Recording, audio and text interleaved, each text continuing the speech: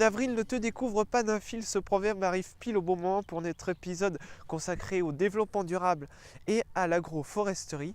Première partie de notre double sujet donc consacré au développement durable à la Dube. Ça se passe un peu plus en bas dans la vallée et c'est avec Elie Jarry dans les champs d'arbres de la Dube et ça commence maintenant. Alors ici tu nous as emmenés au milieu d'un champ un peu spécial. Alors est-ce que tu peux nous expliquer en quoi ce champ est spécial?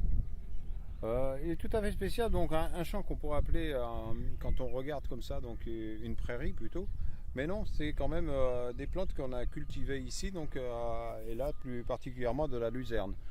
Hein, donc de la luzerne, mais qui vient cohabiter donc, avec un arbre ici, mais si on voyait un plan différent, donc des enfilades d'arbres, parce qu'on est là, donc avoir fait le choix de l'agroforesterie. Alors l'agroforesterie c'est quoi? Donc c'est donc cultiver dans des champs des arbres pour y produire à très long terme donc du bois d'œuvre, du bois de travail ou peut-être de chauffage pour des branchages ou des choses comme ça qui seront dans des tailles d'arbres, mais quelque chose de très particulier qui ne nous empêche pas de travailler comme tout agriculteur dans des parcelles relativement facile à faire. Ça demande de faire des lignes relativement droites et à des distances égales ici. Donc nous avons des parcelles qui font 25 mètres de large, donc 25 mètres entre les lignées d'arbres. Et puis sur le fil des arbres, là on est sur tous les 10 mètres avec des arbres très différents au niveau des variétés. Donc il y a des associations locales qui s'en occupent de ça pour promouvoir en fait ce type de fonctionnement qui nous gêne nullement, même au niveau matériel quand on y travaille avec les champs. Là dans quelques jours, donc dans cette parcelle, donc on y fera du foin de luzerne qui sera utilisé donc chez un éleveur de chèvres. Voilà, donc pour les nourrir donc cet hiver ou peut-être au cours de l'année. Dans les espèces, elles sont très différentes. Il y en a une bonne dizaine, si on veut, d'espèces.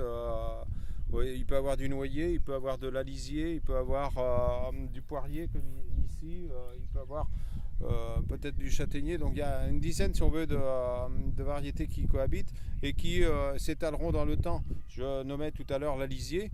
Bien, ce sera du bois d'œuvre dans 150 à 200 ans. Ni mon caméraman que j'aime beaucoup sera là, puis moi non plus. Donc, mais on rentre bien là dans le développement durable, de permettre, si on veut, aux générations futures d'avoir toujours des arbres, d'avoir un bocage qui est entretenu, qui est organisé et qui ne nuit pas, si on veut, au travail de l'agriculteur. Parce que quand on regarde là, ils sont encore sous protection. Ça demande quand même quelques années avant d'avoir quelque chose qui ne soit pas fragile par l'attaque des animaux ou autre, ou le matériel qui tape dedans. Enfin voilà, donc il y a tout un cheminement. Et puis sur l'exploitation, ça complémente un petit peu tout ce que l'on fait. Les cultures, entre autres, qu'on n'a pas trop l'habitude de voir en conventionnel, aussi bien du lupin, on va trouver de la févrole. Quand on regarde cette parcelle, il y a énormément de pentes, il y a un dénivelé pratiquement de 10 mètres avec la rivière en bas. Si on veut que l'humus, que tout ce qui est le composant de la terre disparaisse, il faut créer des blocages.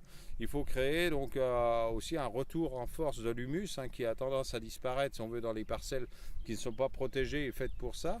Donc toutes ces arbres qui vont générer des feuilles qui vont tomber à l'automne, vont bloquer en fait tout ça sur place.